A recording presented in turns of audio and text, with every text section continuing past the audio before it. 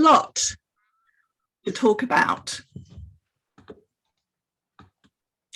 But before we do that, I'm going to introduce Phil Earle, although I suspect that a lot of you will know and have heard Phil before. Phil Earle was born in Hull. Right, Hull. Phil? Hull. Capital Thank H, you. silent H. Yeah, Hull, right. And his early aspirations were far from literary. He dreamt instead of playing football for Hull City, but that wasn't to be. Football's loss is a tremendous gain to readers. Phil's first job was as a care worker in a children's home, and he trained as a drama therapist, working with traumatized young people. And those experiences, we know, influenced his teenage novels, Being Billy and Saving Daisy. But it wasn't until he took a job as a bookseller that he discovered a passion for children's literature. Well, since then, Phil has written over 20 books, sometimes gritty, sometimes humorous, and sometimes both, often championing the disenfranchised or finding joy in the lives of ordinary people. He's a defender of libraries and seeks to write stories that may well turn on the reading light for children yet to discover what reading has to offer them. When the Sky Falls, Phil's 20th book, which was published by Anderson Press, marked 10 years of Phil being a writer.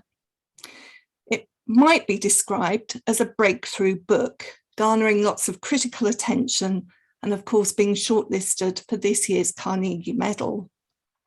I'm sure that most people attending this evening will have read the book. It's an evacuee story unlike any other that you will have read. And I'm sure that most people who will agree with that.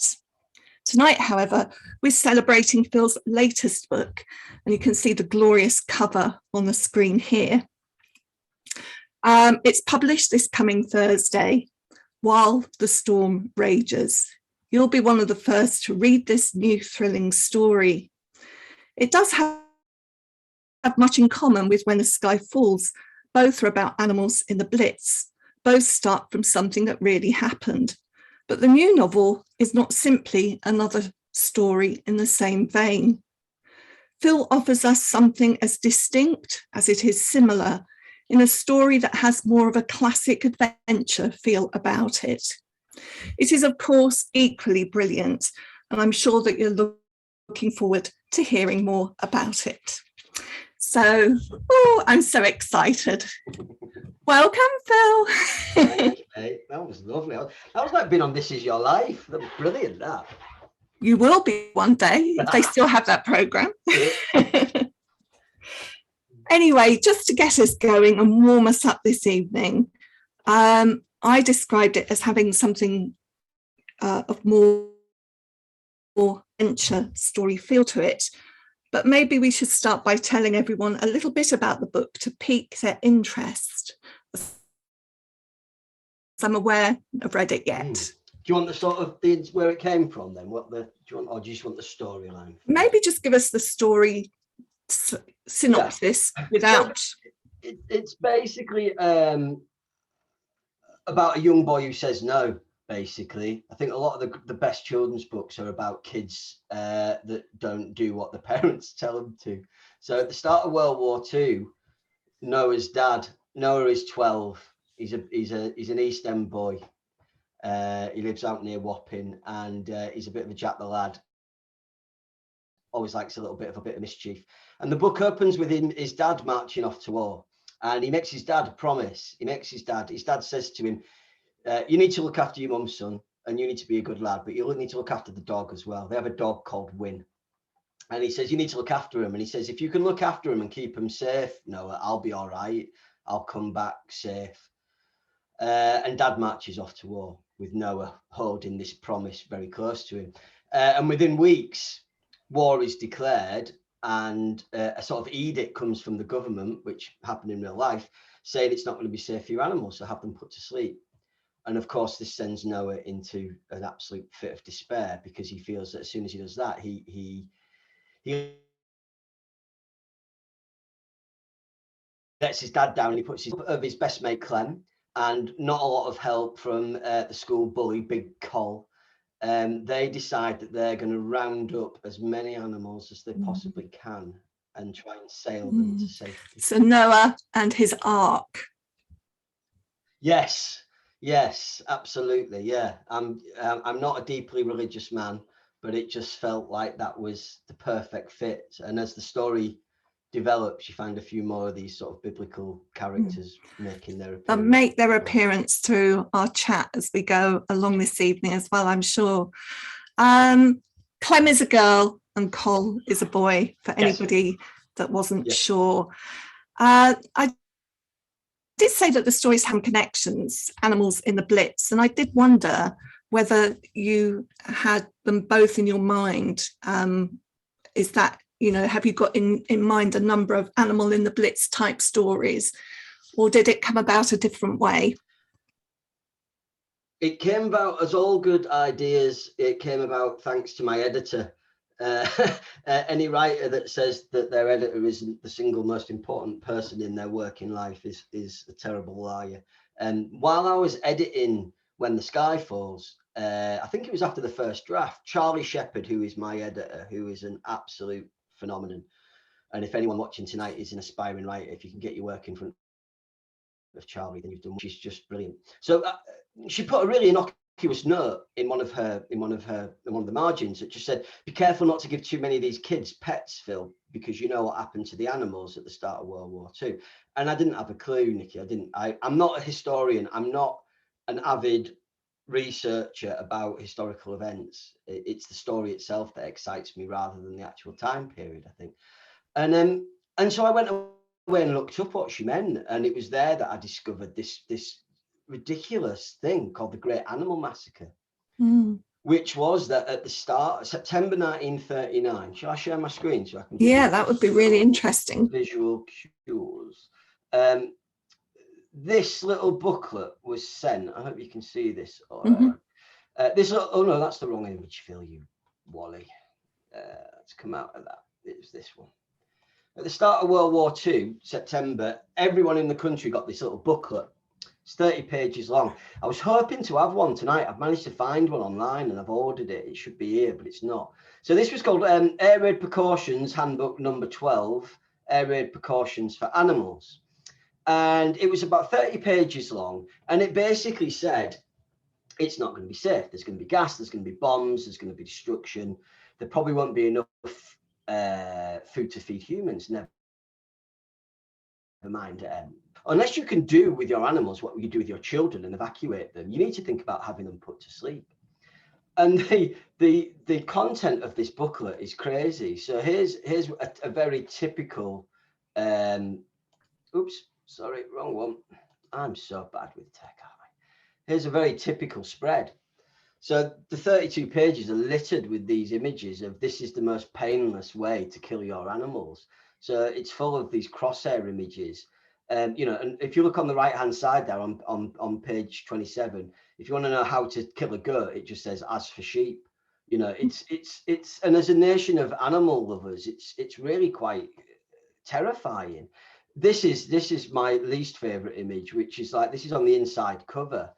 And it basically shows you this was the pistol of choice. If you're going to do it yourself rather than taking your animal to the vet, then you should buy the cash captive bolt, And then I couldn't believe it. And what I love about writing, and I'm quite new to writing historical fiction, but it's when these little gems sort of present themselves to you. So of course there are great stories out there already about Dunkirk and Hiroshima and Pearl Harbor. But for me, these little moments away from the battlefield, they're the ones that give me the chills. They're the one that gives me the goosebumps. So from there, it felt like a really easy jump to work from that to Noah, really. Yeah. A couple of the things strike me about the leaflet that you've just shared with us. One is that it's got an advertisement in it. Somebody's making some money out of that. And then the other one, it said 3p. That seems to be quite expensive for a government information leaflet. You're going to have to pay. I'm not aware that anyone even had to pay. From the research, people got sent it. I don't know if people then going out and buying and collecting the set. I mean, seems like a rather macabre hobby to me. Yeah, indeed. So this was Charlie's little gem that she handed you, and that grew into this story. Absolutely. We've talked a little bit about the evacuation of the animals, and that will be something again that I think we'll pick up on. But there's another strand to this story that I think people need to know about, and that is that Noah is going to be evacuated. And this makes it really, this kind of gives some real pressure to having to do something about it now, because tomorrow I might not be here. Yeah, absolutely. That sense, a promise made to a parent,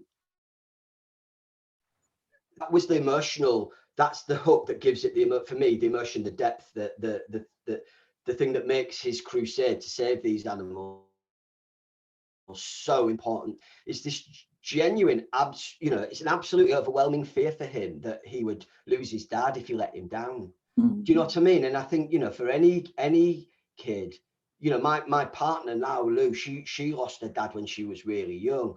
My dad himself, he lost his dad when he was, I think, 6 or 7 or even maybe 8. But I remember myself getting to that age and worrying that history was going to repeat itself. And so it felt like a really good anchor for the story, and that Noah has to come through. He had in his head, he has to succeed, because otherwise the alternative is too awful. The alternative is seeing his dad die at war. And there's another layer of tension coming in here, and that's Noah's relationship with his mum.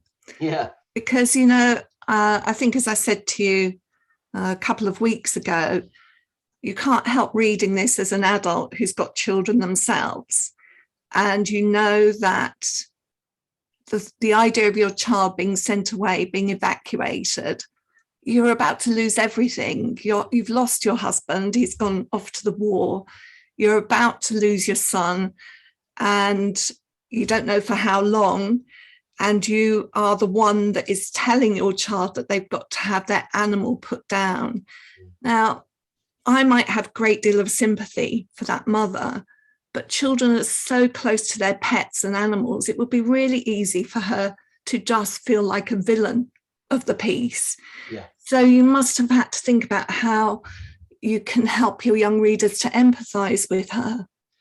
Yeah, absolutely. And I think that took a few drafts as well. I think it's quite easy when you're writing to focus solely on your protagonist, on your hero, and make them the one who seems almost angelic and really lovable. And if I had done that to any extent, it would have felt pure caricature then about Maudie, about the mum's part. It's a difficult balance, and that's the beautiful thing about writing, isn't it? Is that you don't just get one shot at it. It's not like a game of cricket where you walk out to bat, and if you make a mistake, that's your week over. At least if you commit something to the page, then you got that time to go back and correct it. And it needed balancing. A really great piece of advice I got when I started writing was about making sure that any nemesis or less sympathetic character in your story still feels as believable as the hero. Just because they're bad, you've still got to believe in them. They've still got to feel well-rounded. Otherwise, your reader's going to tire of that dynamic quite quickly, I think. But yeah, it was chipping away at it. But most importantly, I just wanted to get the adults out the way. Do you know what I always think the best kids books are the ones that go, right, we either bump off the adults, we get them kidnapped, or they get lost at sea or something, and then the kids can save the day. It's like a really big two books that were really big inspirational writing. This was Catherine Rundell's The Good Thieves, and no one can write like Catherine, so I wasn't trying to sort of ape her style because she's truly unique. And Robert Westall's The Machine Gunners, which I never read as a kid, because I read novels as a kid, really, not a lot. But the BBC adaptation was like, I still remember it now, and just that thing of the kids feeling like the destiny of the world lies in the hands of these kids. I love that. That makes me excited as a reader.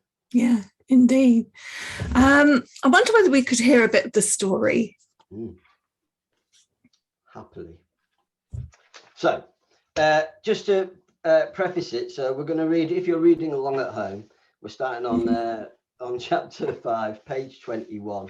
So, Noah's dad's marched off to war, and Noah's mum, Maudie, she's completely fearless, this woman. She's dropped the first bombshell, which is that Noah is A, about to be evacuated, but B, worse than that, is that Win, the dog, won't be going with them. Win will be staying behind. And this is what Noah has to say about it.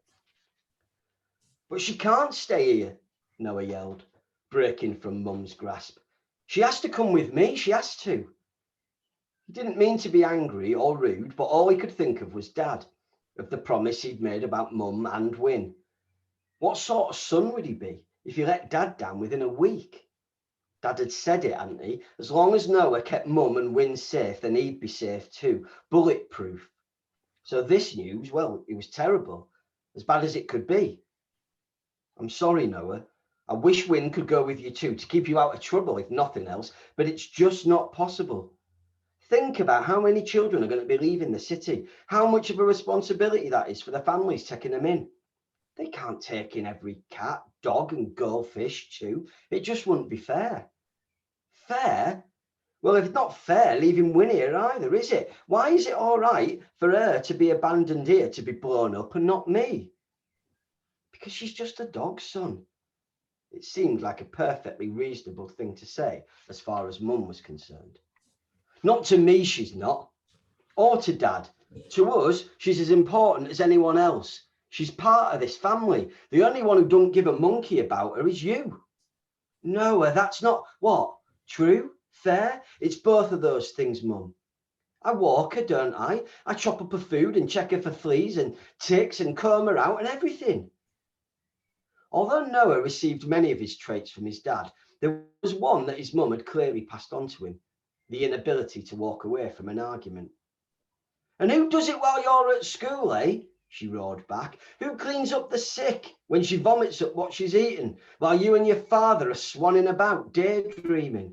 Who apologises to next door when Win uses the garden as a lav, or combs the streets every time Win gets through the gate and goes missing? She went missing? When? If Mum was trying to reassure Noah about the idea of leaving Win behind with her, then she was doing all that was your job. More times than you can count, Noah, in every weather possible. And every time she runs, I go after her, and I don't stop until I find her and bring her home. So don't stand there and tell me I don't look after her. Noah stormed from the room and out the back door, slamming it behind him with venom, only stopping when he realised he didn't have his shadow with him.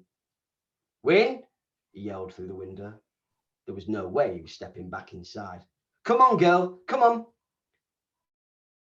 He didn't have a lead, but he knew he didn't need it. She might run away from Mum, but she'd never do the same to him.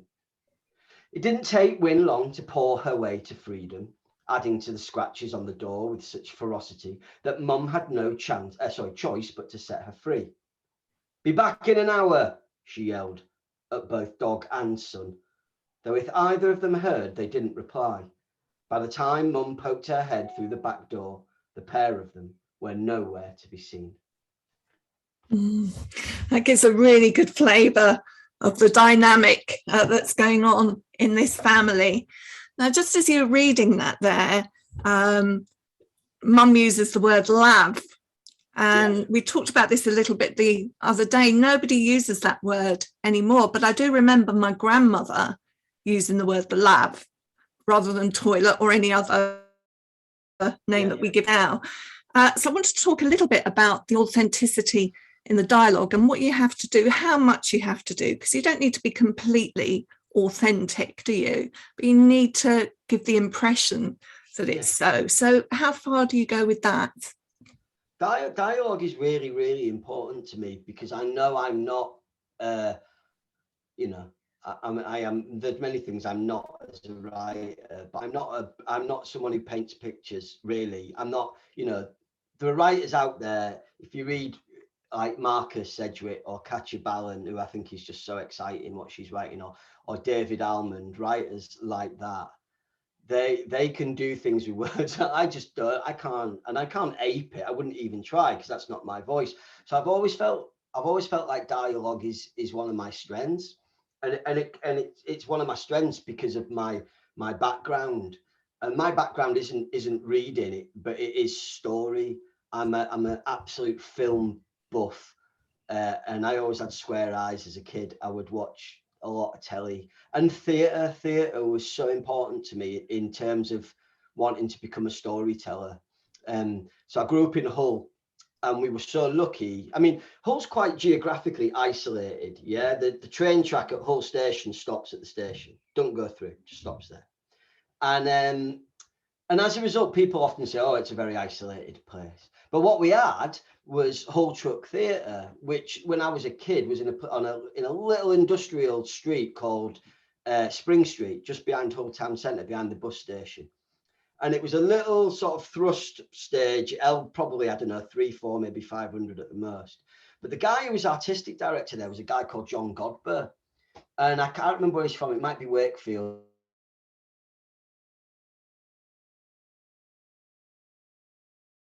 The people that he was writing about nightclub bouncers and teachers and hairdressers and rugby league players, and they were people I recognized. You put Narnia in front of me, I really, it doesn't float my boat at all. I don't get excited about those characters because I don't recognize my life in theirs. But Godber, his characters did. I recognized them on the street. I saw them at school. They were the same people that cut my hair on a Saturday. Do you know what I mean? They were the same people that were refereeing our football match. And Godber only usually had 3 or 4 actors in any of his plays because of budget, but they would play 20, 30, 40 different characters. And so the dialogue was just rich. It was, for me, there was no better writer of dialogue in any medium than John Godber. And that's why I just devoured everything that he ever did. I went, my poor mum and dad, they were so generous. They took me to see anything he wrote again and again and again. And I think I just absorbed it. I didn't learn. People say, what do you have to do? What do you have to do to be a writer? And people, writers go, oh, read. And of course you have to read, but it's not just about that. It's about absorbing stories in other ways. You can learn such a lot about writing from good telly. Maybe not so much from Home and Away and Neighbours, granted, but there's so much good telly, there's so much good theatre, radio plays. For me, that was my education, and that's why dialogue matters to me, because that's where I felt like I was educated, was at Spring Street Theatre. Really interesting. I heard, I don't know whether you heard it as well, Damien Galgut talking from Hay on Start the Week this morning. And I thought about you as I was listening to him talk about, for me, writing is about drama in the head. Yeah. There's drama going on. And he was talking about linguistic role play, that writing is linguistic role play, and that you have to really commit to the voice.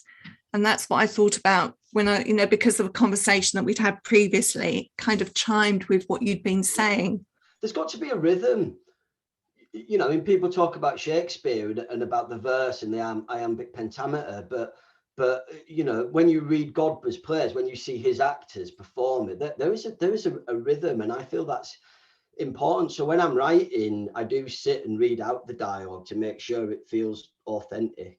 It's so important to me, dialogue, because like when you read Roddy Doyle's books as well. Do you know what I mean? People talk about Roddy Doyle, about Commitments or Snapper or Paddy Clark, and he's the same. He's not a purist or a stylist, but you believe in his stories because you believe in his characters. You believe in his characters because they talk like we talk, and that's really interesting. It doesn't have to be a killer line. It doesn't always have to be a killer line, but it has to give something away about that character and their anxieties or their state of mind, I think. Something else that you said that maybe we could just talk about a little bit more. You talked, there's a lot of work going on about reflecting realities, and you're talking about stories reflecting your reality here. And you've talked before about working class stories and finding gold in everyday life. Tell us a little bit more about that. that's the thing that gets me excited about writing. That moment when a story smacks you between the eyes. Honestly, it sounds really cheesy, but for me, it's like being plugged into the mains. It's like, wallop, there's your little bolt. And when my friend Pete told me the story that was behind, when the sky falls, about his dad during the Second World War and keeping guard over the lion, that was a moment, hairs on the back of the neck. And even now, just even talking about it, it gets me excited.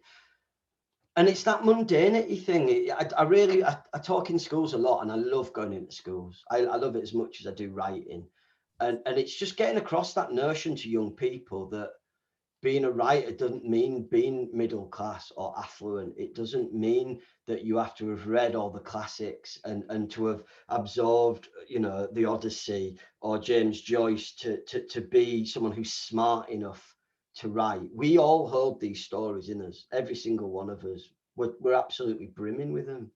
So when you see them, when it presents itself to you, for me, that's the most exciting part. And we're starting to do interesting things within publishing now. The situation is improving with regards to representation. There are more Black and Asian writers. There are more gay writers. There are more trans writers. And that's good. And there's still a lot of work to be done. But for me, there's still work to be done with class representation as well. And regionality as well. It's like, if you think about Wales, for example, there's a wonderful writer at the moment called Leslie Parr, who's published 2 books with Bloomsbury. And she's magnificent. And what I love about Leslie is that her books just, you can taste it. You can taste Wales. Do you know what I mean? It's in every sentence she puts together. And that's brilliant for me. I love that. More regionality, more class. Yes, of course, it's hugely important that people of colour and different sexualities, are represented, but class too, it sits alongside that for me. I'm just going to pause for a moment. We have got one question in the Q&A. I'm going to hang on to that one for a little bit because it's about when the sky falls, and we will give the chance to ask that question, but we're not quite done talking about While the Storm Rages yet. And I will just say to anybody who's listening, do add your questions into the Q&A. We will be picking them up from there. I know Phil would really like to hear your questions. As much as anything else, it gives him a relief from having to talk to me. So let's talk a little bit about animals, because they're a big part of this story. And your animals are not anthropomorphized, but you do give them a feeling of character. So that's quite interesting. How can you give an animal character when you're not making it like a human? I think it's interesting because I've never been. I've always been a pet lover, but I've never really had a pet. We had a gerbil when I was a kid that stayed with us for a few weeks because we were all terrified of it, and so it had to go and live on the farm. I think, that euphemism, I think I don't know if it got its neck wrong or what. I don't think I want to know. But and about 6 years ago, I met my partner Lou, and Lou has a beautiful, the scruffiest, most beautiful dog I've ever met. It's a Bedlington Whippet called Nancy, and my attitude to animals changed then. And they're absolutely packed with character. And there's like we've got 2 dogs now. We've got 2 Bedlington Whippets, and there's a joke that we give them voice, we give them accents. Do you know what I mean? Our friends in London, they've got a little dog that they picked up in the East End called Bailey, so he talks like Ray Winston. Do you know what I mean? It's like they're huge characters. They're huge characters, and it doesn't feel difficult to embody them with sort of human characteristics, because the loyalty that you get. I'm not a cat person at all, but for me, dogs, the loyalty, even if you pop out for an hour and you come back, it's like they've not seen you in 3 weeks and they're so happy, And so for me, it's been a massive eye-opener. And I think, people might go, well, you soft idiot. But for me, having an animal in my life has definitely helped me. I don't think I could have written these books half as successfully if I didn't own an animal, Dogs, fine. Sorry, I'm a cat lover. Dogs, cats, birds. But come on, characterizing a python. How do you do that? with a due sense of dread. There's a really terrific writer for young people who's also a vet called Dr. Jess French, and she's written a lot of very good non-fiction for kids about animals. And she really read through all my stuff about Delilah the snake. It just felt really important. You know, Big Cole is, you know, he's really influenced by the Robert Westall sort of characters. You know, Chazzy McGill in The Machine Gun is he's so larger than life, and he's a bit of a rebel in him, a bit of a thug, but beautiful at the same time. And Big Cole, who goes on this journey with Noah and Clem, he's a little bit of Chazzy McGill, but he's an awful lot of the kids that I worked with in the kids' home. You mentioned it at the start of the session, and working with those young people for me was life-changing. And I have, you know, I have like a lot of regrets, like a lot of people as we get older, but I have such a huge regret that I didn't get to work with them for longer. My health just wouldn't take it. I couldn't cope with what they brought. I just didn't find it easy to leave it at the door, and I'd take it home and just couldn't deal with it.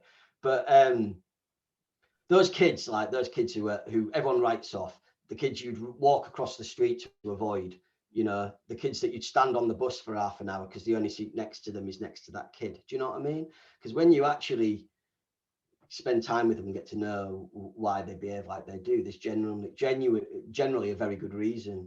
And I touched on it in the Story Street books. There was like Masha Milner, the sort of streets bully, and he's the same. But yeah, I had to give Big Cole an animal, and it didn't feel right to give him a poodle or a chihuahua. For me, snake was just the first thing that came into my head, and it adds a layer of intrigue and a bit of comedy as well. It felt really important to. I didn't just want to write When the Sky Falls Again. Do you know what I mean? I wrote that book when I was at a really specific time in my life, and also While the Storm Rages was what I was writing during lockdown while I was furloughed from work. So I was pretty miserable about not working, and so it was a good relief. So having a donkey and a sun hat and a 20-foot python, and both of them like called Samson and Delilah, it just felt like I was playing a bit. And playing is, for me, playing and having fun is the single most important part of the writing process. Because you don't do it for the money, do you? Do you know what I mean? You do it because you want to have fun, you know? Put all of those animals together on a narrow boat, and it is a recipe for some laughter. You know, things are going to go wrong there.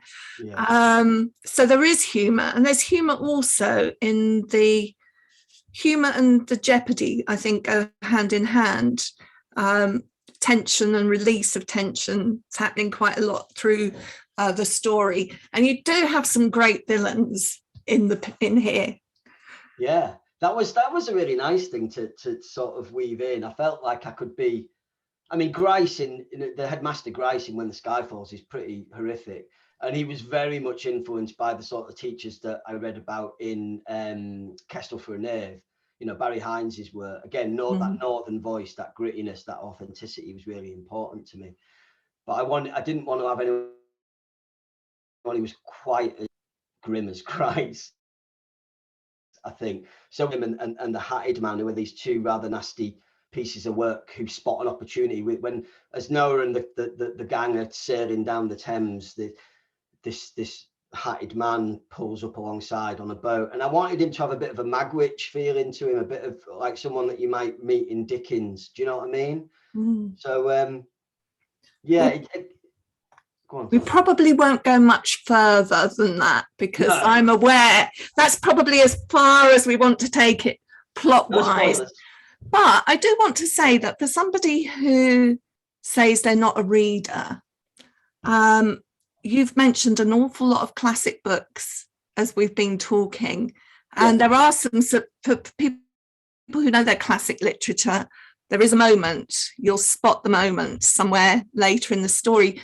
But have you read these since as an adult, or is this just from sort of wider cultural knowledge? Honestly, Nikki, hand in heart, I can probably count on 5 fingers a number of classics I've read from start to finish. I read Great Expectations in my GCSE years because I had to. I've never read Railway Children, which illusion you make there. Barry, I mean, this is the thing. Barry Hines, for me, Kestrel for a Knave is a classic. Absolutely classic, more than Dickens. ever has. I just struggle with it. I don't know if I've just got a lousy attention span, or whether I'm just a very normal reader actually, and I just like what I like. But I just couldn't do it as a kid. I couldn't get through books. Comics, this, Roy the Rovers for me, this was my Dickens. And and I'm still the same now. Comic books are still a really big part of it for me. I think a lot of the classics that I've absorbed have been through film as well. There's more Dickens adaptations than you can shake a stick at. And I would find it a lot easier. Even now, the Machine Gun is I would read it every couple of years because I just think it's masterful. But as a kid, I just couldn't do it. I think my attention was elsewhere. There was footy and there was cricket. It's an interesting point because it's the story and how those stories have been remade through different forms of popular culture. Yeah. And that's the thing that's been strong enough to hook you in. So I think that's that excitement you feel, whether you're reading a book or watching a film or listening to a radio play. It's irrelevant what the medium is. What's important is story. What's important is that wonderful roller coaster or that graph that does this and tips. Do you know what I mean? That's what gets my heart going. And so that's why it makes me cross when some people, so much snobbery about reading. It just doesn't matter what you're reading. It doesn't matter. I still read Batman. I still read Daredevil. I still read Empire every month because cinema is the thing that gets me jaded, and that still makes me read. And it's taught me as well. It's taught me about 3 acts and character development and cliffhangers. You don't have to find it from Dickens. You don't have to find it from Shakespeare. Absolutely. I'm going to come to the audience questions in one more minute, but I'm reminding people to please do put some questions in there. Last question from me before we go to that break, and that is, it's about your sense of place in this book. I loved the real feel for old wartime Wapping. It really felt to me like it was a place that you know well, and that journey along the Thames. I mean, how well do you know that place, or is this something that you've conjured up in your imagination? Yeah, a bit of imagination and then a lot of grunt work. One of the things I love working with Charlie, my editor, is I've never worked as hard for an editor in my life, and I've never felt happier to do it either. I always was, and I still do. For me, the first draft is the most fun because I don't plan. I just sit down and I just write, and I have fun. I'm the first reader, and I feel like I'm 9 and the bell's just rung, and I've got my coat tied around my neck, and I've run into the playground, and I'm pretending to be Batman. You know that feel? You know that brilliant feeling when you're a kid, because when it's playtime, you can go anywhere. And the editing always feels a bit like work. But for Charlie, I would literally edit a book 100 times. When Charlie tells me it's time to stop, I will stop. But until that moment, I will do it because she's right. And she's brilliant. Okay, let's get the story right for starters. Let's get the story right. Let's make sure that we're pacing it right, that there's enough excitement, enough downtime to give people time to recover. And then the next draft, she'll go, okay, let's talk about the war detail. Let's talk about what they're wearing. Let's talk about rationing. Let's talk about the Blitz, and we layer that in. Okay, next time around, let's talk about the Thames, because in my early drafts, because I hadn't planned it, the Thames didn't feel real, really. It felt like a bit of a 2-dimensional vehicle, really. And Charlie said it needs to feel like it's living and breathing. And she made me, that was the strand that she made me work hardest on. So the bits, and they're not impressively written or anything like that. Which basin? It has to be Limehouse Basin. You need to know whether there was a lock there. When they go through Teddington and Kingston Quays, what's the process to get through that? And I have no interest in locks and keys. Do you know what I mean? In terms of, canals and stuff. I didn't even know there were any on the Thames, but Charlie would not let me get away with it. And so Wapping was the same. My brother lived down in Wapping years ago, and I always found it so atmospheric. when I walk down there, it's been a little bit sort of gentrified now. A lot of the old warehouses and the docks areas are now sort of swanky flats and that. But oh my goodness, you feel the history in that place, and it feels a bit. It's seedy. It still feels a bit edgy. Do you know what I mean? And I like that. Didn't get to go back and revisit it because I was writing it during lockdown. And Charlie did encourage me as things was opening up to get back down there and have a look, but I didn't. I was lucky though that I have a mate who works for National Literacy Trust called Jim Sells, and Jim is a bit of a whopping expert. So and he's almost as meticulous as Charlie, so he wasn't letting me get away with a thing either. So yeah, it's about doing enough research so it feeds the plot and makes it feel really plausible. Do you know what I mean? Without being bogged down in it. But it had, there's places, aren't they, in the book, or they should be. That's what good writing is. You feel like every single aspect of that story is alive and vibrant and around you. We are going to go to some questions from the audience, and I am going to start with Claire because she put her question up ages ago and she's dying to ask it. And I've just kept on with the questions while she's been wanting to ask hers. So, Will, I don't know if you can find Claire Petman, but let's get her to ask her question.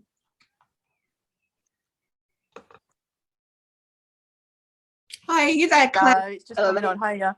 Yeah, mine was to do with When the Sky Falls, really. And I work in a SEND school, so I'm very looking for books that have loads of representation. And I just wondered why Joseph, the character, you put that whole section about the dyslexia and then sort of touched on the mental health side.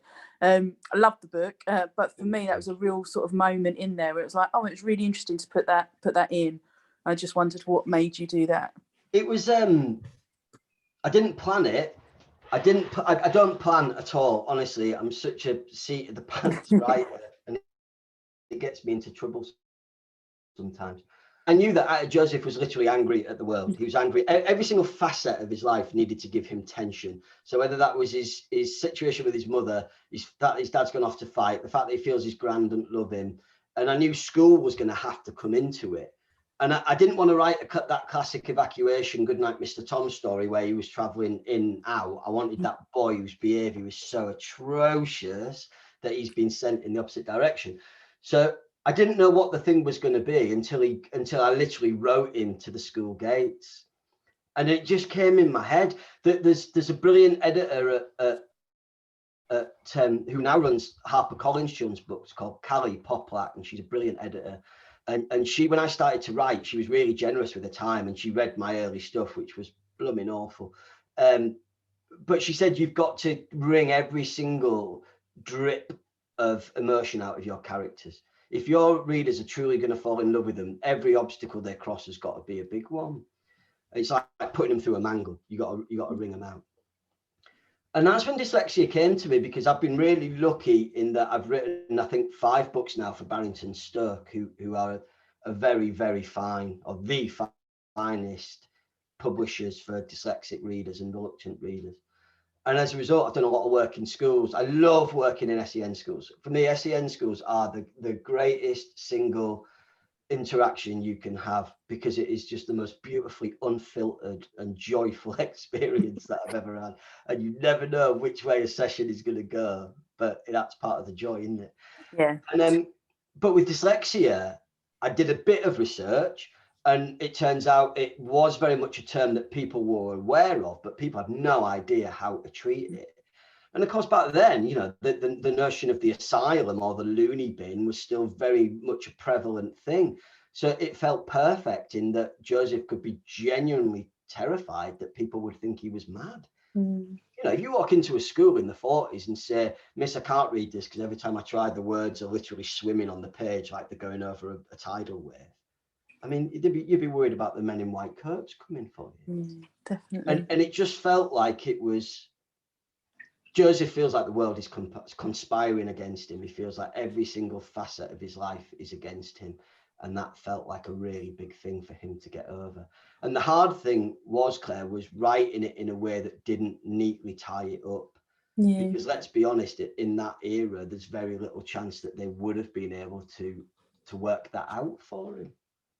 Definitely, thank you. Thank you so much, Claire. Ironically, Claire, after I finished writing it, I discovered 2 of my 3 kids were dyslexic. Yeah. And we didn't realise that until they were 14 and 11. It's amazing, silly, isn't it? It's strange how far they can go up through school now without anyone sort of realising. Yeah. And even now, even though we had this diagnosis for my eldest, he's sitting his GCSEs now. School won't give him any extra time in his exams. And so, you know, it might be, 8 decades on, but still the same problem. Yeah. Thanks, Claire. Thanks so much for the question. And you know who to get into school, don't you? Yeah, we do, definitely. Brilliant. So I am waiting for some more questions to come in on the Q&A. Please don't be shy. We'd love to hear from you, or any reflections. Actually, if you've started reading, and I know some of you have, because I can see that in the chat. So some of you must have already got your copy of While the Storm Rages. So if there are any reflections or thoughts as well as questions, then please do ask them, because we're in our last 10 minutes. So now's your chance, really. But what I might do while we're waiting, Phil, for those questions to come flooding in, is perhaps ask you to read a bit more for us. Yeah, happily. So I'm going to read you a very short chapter from just over halfway through. And Noah and Clem and Big Col are sailing down the Thames in Noah's dad's boat, called the Queen Maudie, named after his mum, because it was the only way his dad could keep him sweet when he came home with a boat. Not literally came home with a boat, the house wasn't that big. But they've stolen a boat and they're sailing it down the river because they believe that down Thames somewhere is someone who's based on a real life character who might be able to offer them some sort of salvation. But the only problem is this boat is not in ship-shape condition. It's more rust than it is boat.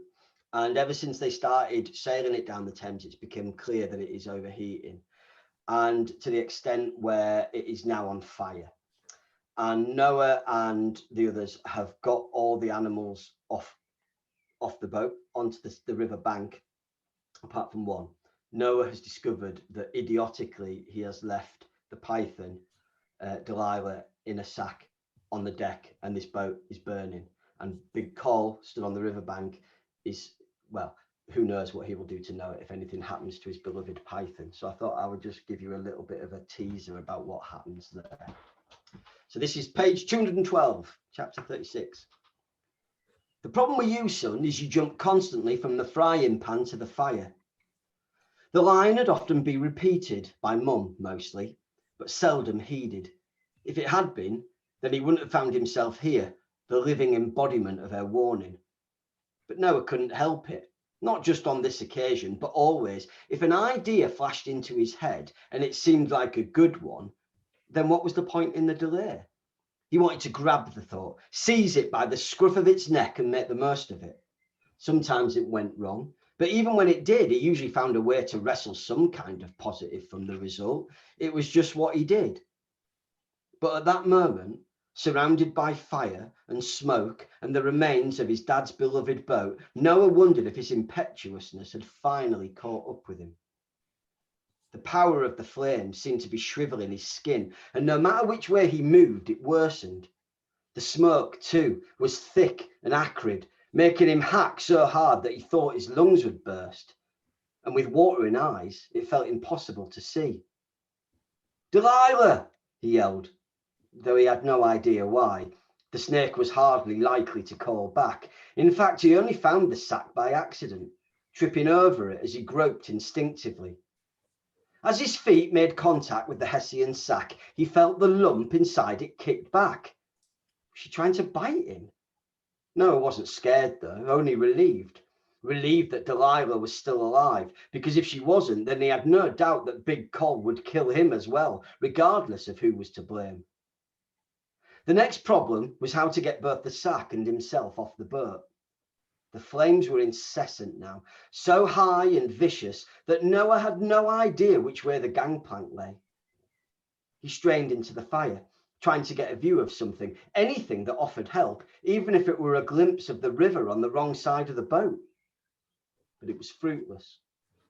All he knew was that he was surrounded, and the only thing he could do was take a guess and hope for the best. As he tried to lift the sack, he realized the next of his problems. It was too damned heavy. It may have been the smoke in his lungs affecting his strength. It may have merely been his own puniness, but no matter how hard he strained, he could not lift the sack onto his back. How had Big Cole done it? He'd carried it halfway across London and back, for Pete's sake, so surely Noah should be able to lift it. He tried again and again and again, but whilst he might have raised it past his knees, he simply could not get the leverage needed to hoist it onto his back. Once more, he thought, one more try. But as he strained, a new flame erupted from below deck, throwing Noah onto his front and onto the sack and causing Delilah to hiss through the Hessian. Noah screamed, he couldn't help it. How long did he have? How long till the flames hit the fuel line or the oil in the engine? How long till he was blown heavens high? It wouldn't be long. Seconds maybe. So if he was going to do this, it had to be now. Now. He pulled himself to his feet and planted them either side of the sack. Where the idea had come from, he had no clue. He just knew that if he couldn't carry the sack, then he had to at least try and throw it. He'd seen athletes do it in the cinema newsreels. Those Scottish hammer throwers, veins practically exploding from their necks as they cast the lump of iron further than was humanly possible. He didn't have to throw the sack that far. All he had to do was clear the flames and mould his flank. If the sack caught the flames a touch, then the river would douse it before any kind of damage was done to Delilah. He could do this. He had to. With every bit of strength he had, he gripped the sack and, ignoring the flames and sparks nipping and biting at his exposed skin, he hauled it to shin level and began to spin. It wasn't easy. He was tired and dizzy and flustered. Plus, there was precious little space on the deck that wasn't already alight. His lungs burned, as did his skin, but he didn't stop. He couldn't. He daren't. All he could do was build up every bit of momentum he had until, dervish-like, he spun so hard that his arms and the sack were at a right angle to his body. He had no idea if he had enough momentum, not to mention strength left in his body, to do what he needed to do. He had no idea if Delilah could possibly survive the shock of what he was about to do, or even the sudden drop in temperature. But he couldn't think about that. He was simply giving the animal the best chance of survival that he could. This was it, the moment, do or die. So with one final spin and a cry that rumbled deep from the depths of him, Noah let go, and the sack and Delilah went flying. Oh, that's the edge of your seat moment there. And I have to say to everybody who's partway through the book or hasn't yet read it, you're going to feel like that until the very end. There's no long tail in this book. You keep us thinking, how is it going to turn out until the very, very end? We have got some questions. So we're going to go to Jen O'Brien first. If you can find Jen, Will. It'd be really nice to meet Jen because she's been very, very kind to me this last year. Oh. Hi, Jen. Are you there?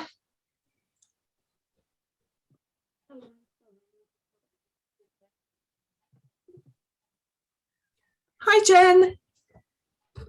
Hi, Jen. Hello. Oh.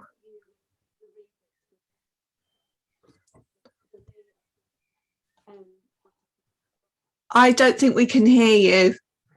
So don't go away. I don't think we can. Phil, can you hear? No. No, we can't hear you. So don't go away. I'll read your question and then you can, if that's all right.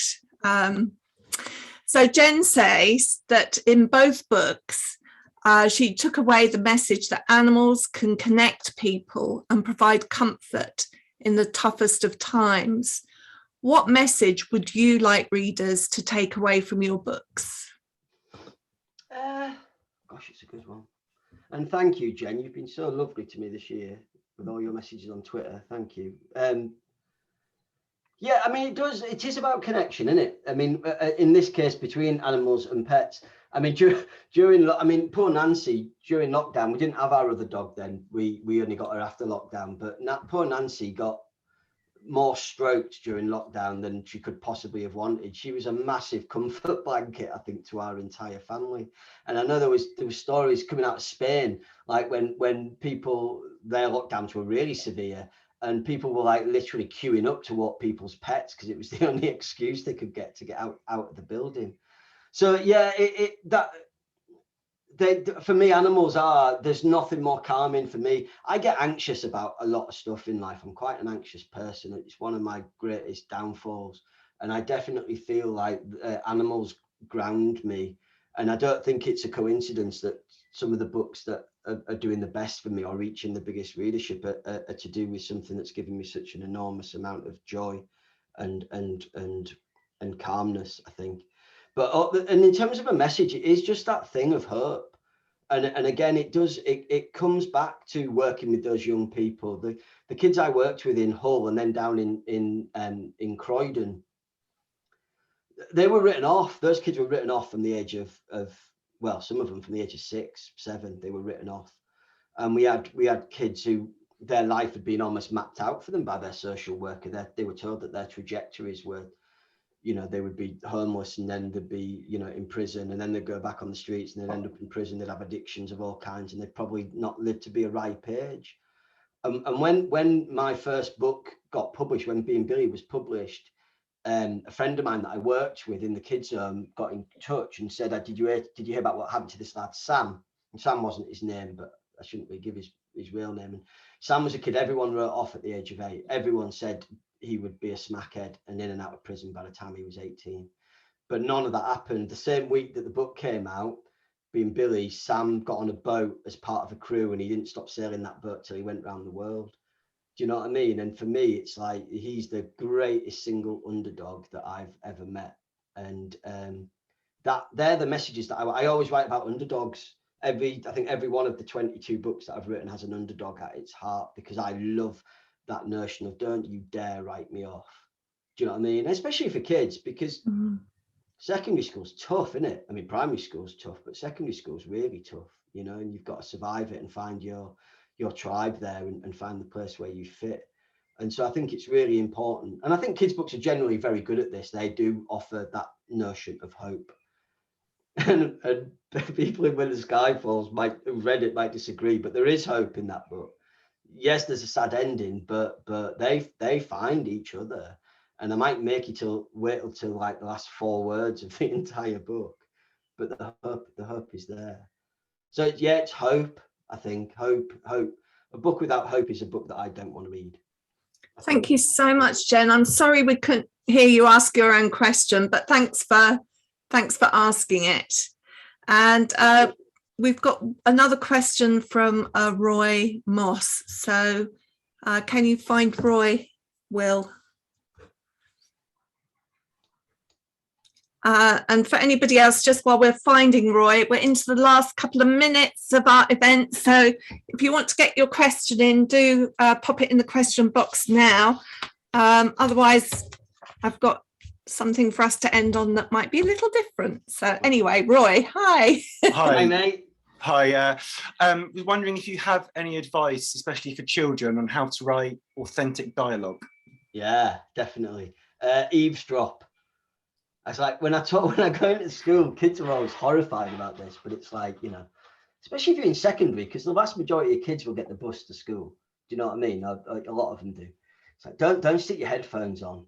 Don't put them on in the bus. Listen to what other people are talking about. Listen to the way they speak, the way that the pace of they speak. Do they use 100 words when they could use 5? Does every sentence have the same inflection? Because for me, it's that thing of eavesdropping. If you want it to be naturalistic and not feel like you've created it yourself, it's got to be rooted in real life. Do you know what I mean? So I think eavesdropping is the single greatest. It's the single greatest tool you've got. Documentaries as well. I mean, I think within TV now and film, the documentary genre is brilliant. and it's talking heads that are not often scripted, and they do feel more authentic. So again, you can pick up nuances, and I do think acting it out, you know, in a way that you don't feel stupid. But for me, I always read my dialogue out, because it's got to stand up. If it doesn't feel right coming out of your mouth, it's not going to feel right coming out of your character's mouth. Do you know what I mean? So I think it's, and again, allowing yourself to be playful, allowing yourself to get it wrong, because, you know, you write and you rewrite and you rewrite and you rewrite and you chip away and you chip away, and eventually you come up with something. But I do think eavesdropping is the single greatest tool that we have. Yeah, it's brilliant. And kids quite like the idea of being nosy. Absolutely.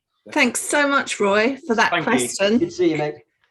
So we don't have any more questions in the question box at the moment, but Phil, I wanted to ask you, as a writer, what question would you like to ask your audience? They can answer a question.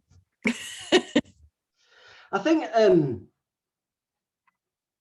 I think for me at the moment, what's really interesting is that I'm now writing a third Blitz book, right?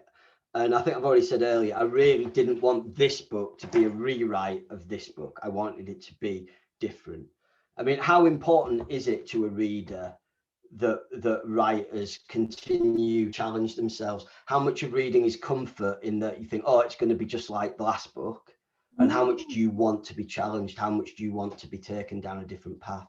Because like for my third one, it's really important to me, again, that I don't just rewrite this. So I'm writing more. So I'm writing a book now called Until the Road Ends, which again has its basis in historical truth, but the animals are the central characters. The animals talk to each other.